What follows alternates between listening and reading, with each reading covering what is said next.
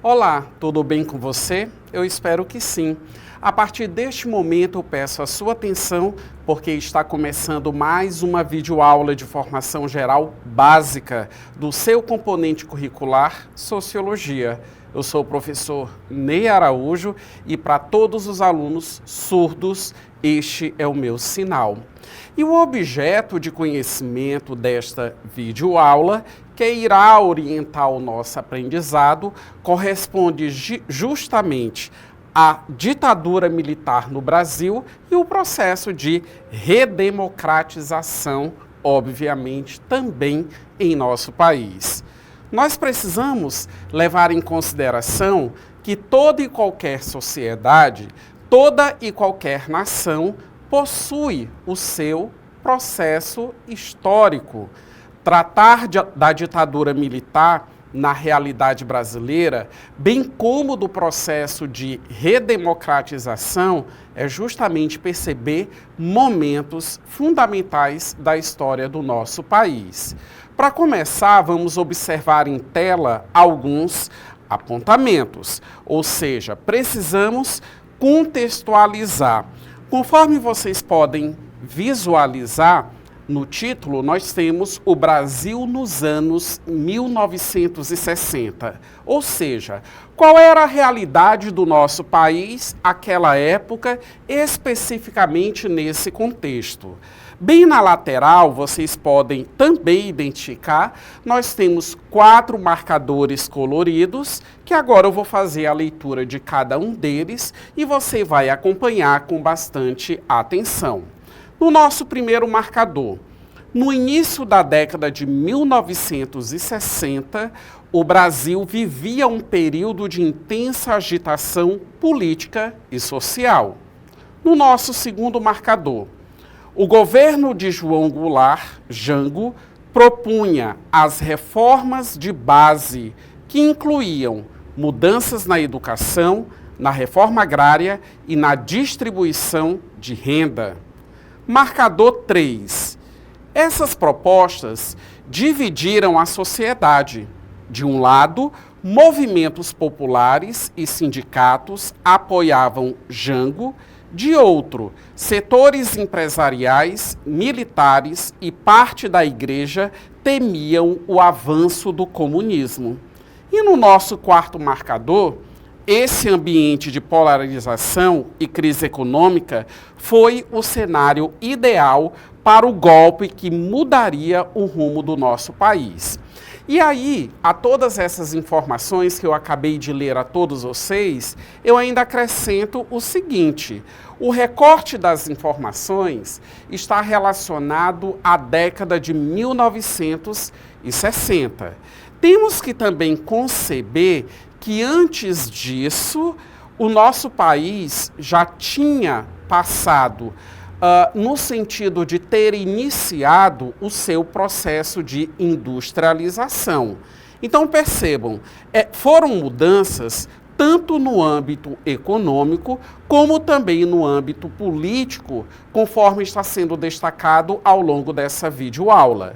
O processo de industrialização no Brasil, ele teve início por volta da década de 1920, quando as primeiras fábricas e as primeiras indústrias, elas começaram a se instalar no país, mudando, trazendo essa alteração significativa na economia brasileira, que durante muito tempo possuiu, digamos assim, a agricultura como a sua atividade econômica principal.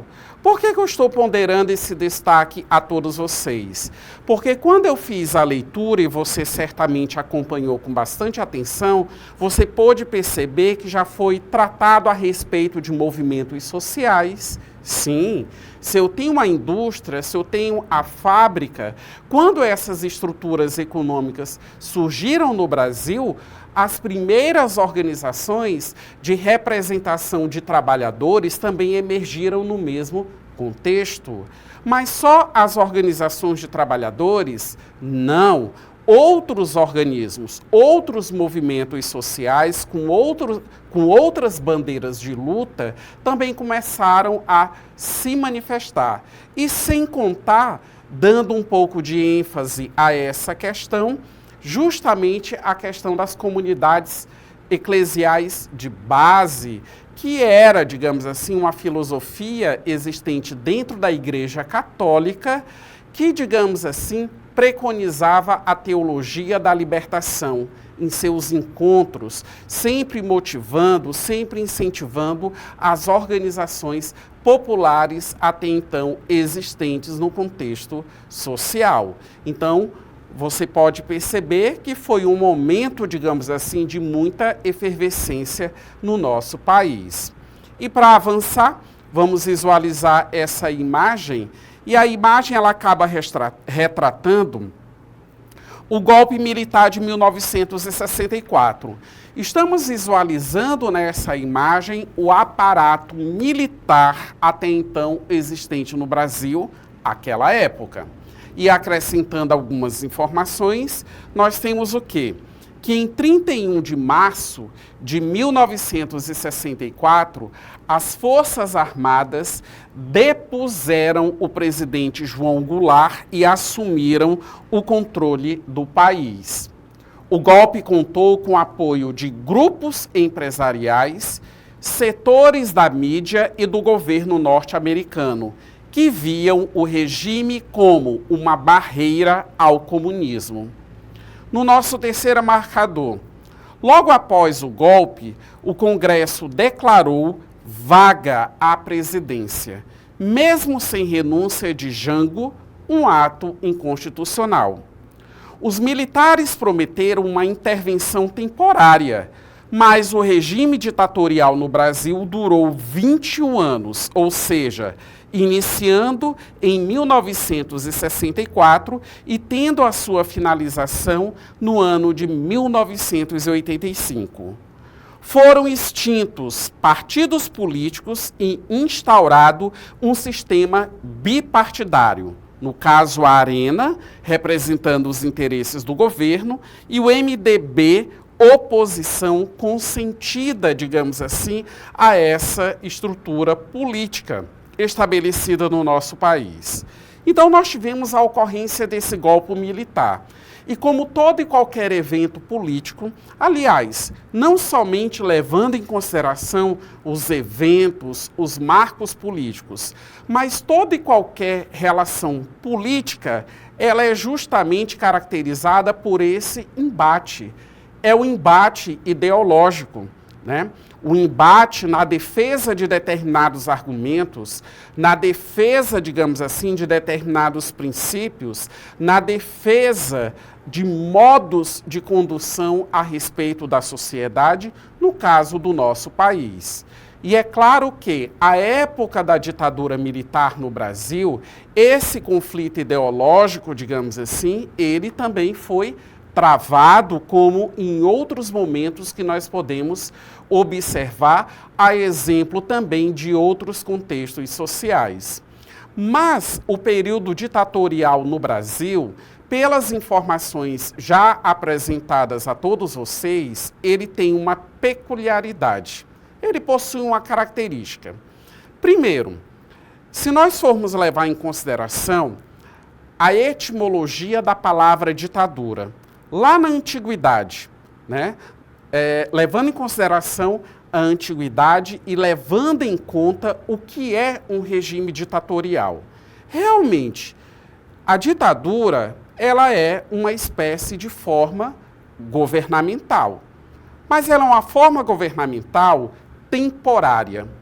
Segundo os antigos, quando os conflitos eles eram muito eminentes, quando os conflitos ou as divergências existentes em um determinado contexto social estavam gerando um determinado conflito, uma determinada desestabilidade, o que é que ocorria?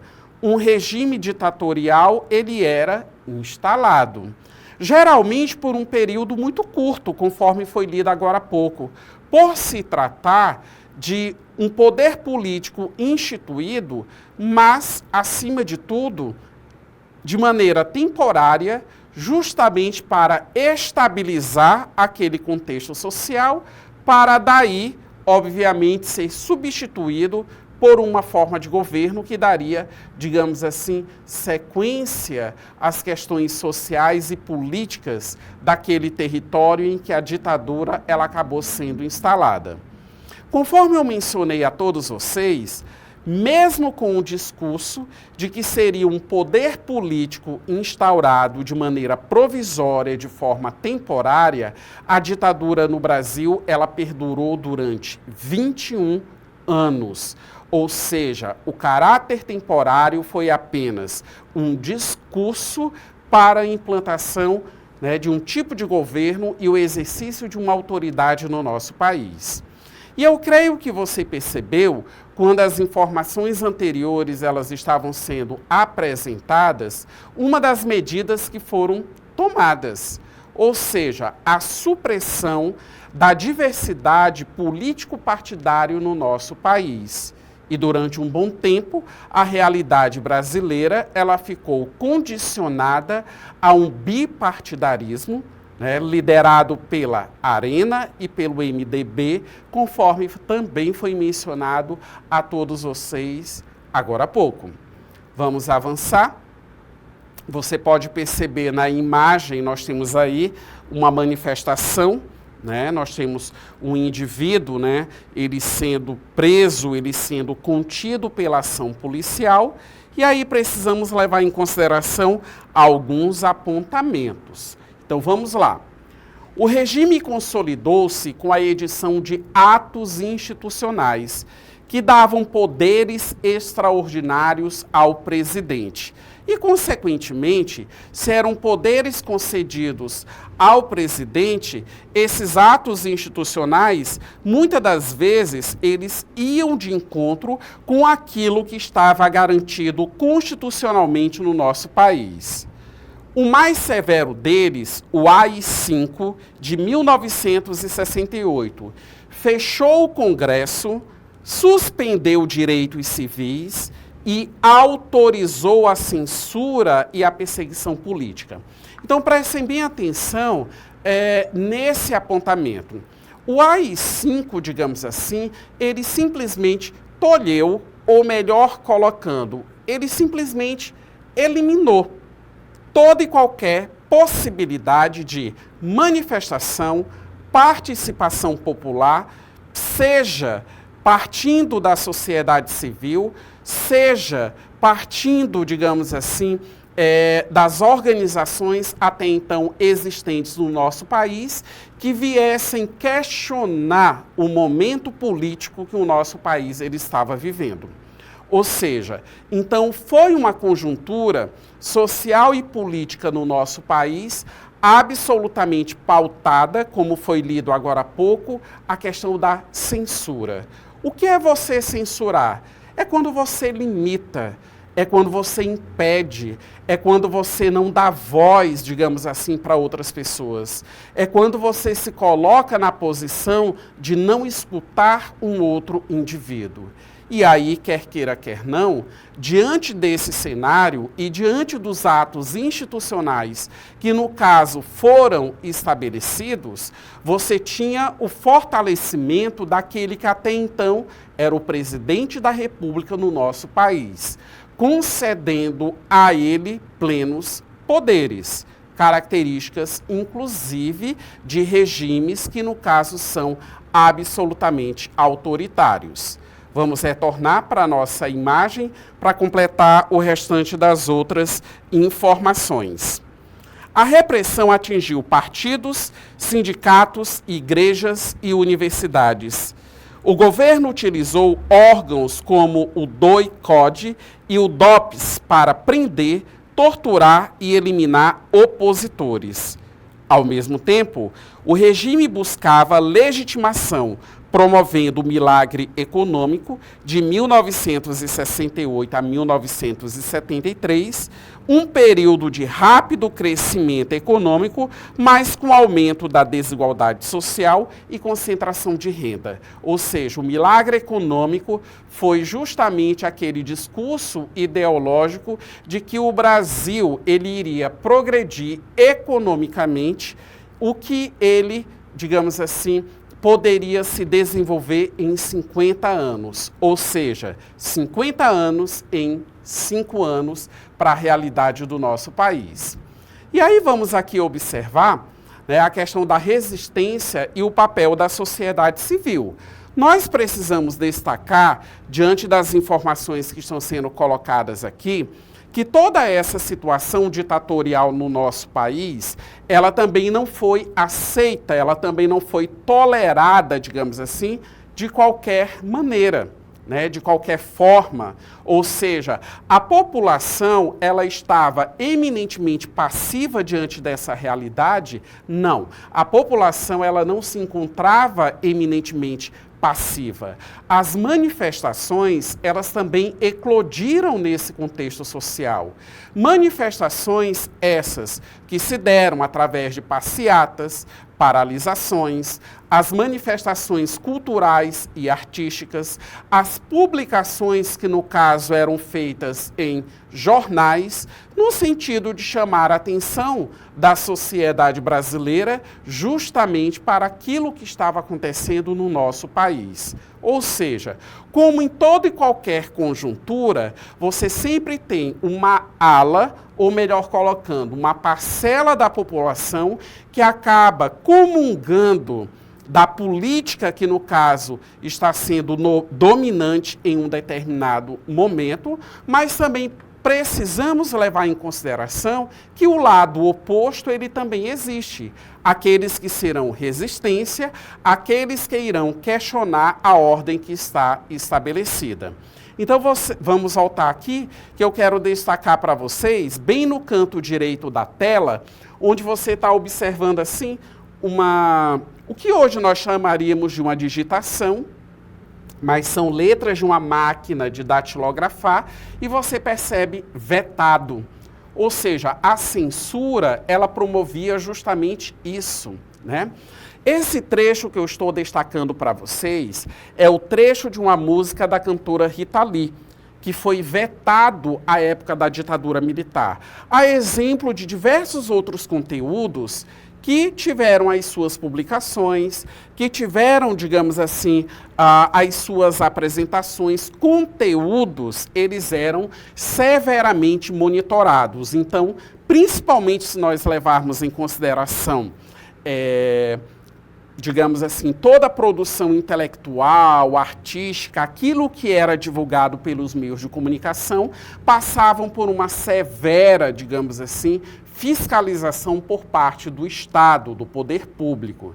Então, rapidinho, lendo, nós temos aqui, mulher é um bicho esquisito, todo mês sangra, um sexto sentido maior que a razão, gata borralheira, você é princesa, dondoca é uma espécie em extinção, por isso não provoque, é cor-de-rosa choque. Enfim, né, então, são... como eu acabei de mencionar, uma música produzida e que foi vetada. Então, em relação a essa resistência da sociedade civil, o que é que nós podemos perceber? Aqui no negrito, né? A música popular brasileira, o cinema novo e o teatro oficina se tornaram espaços de crítica e de denúncia. O movimento estudantil, que também teve um papel de suma relevância à época da ditadura militar. E no final da década de 1970, surgiram os movimentos operários, como eu comentei logo no início da aula para vocês, né?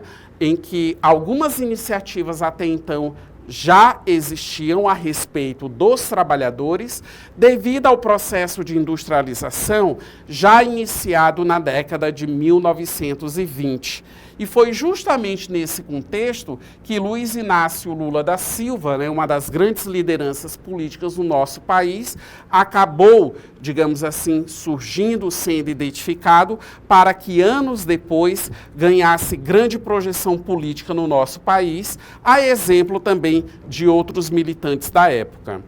A imprensa alternativa, como o jornal Opinião e o Pasquim, enfrentou a censura com criatividade e também com ironia. Vamos avançando nas informações. Agora vocês podem visualizar na imagem,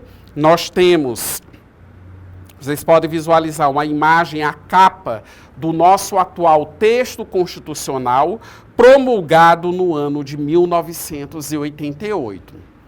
A partir do governo Ernesto Geisel, que durou de 1974 a 1979, iniciou-se a abertura lenta, gradual e segura, um processo controlado pelos militares.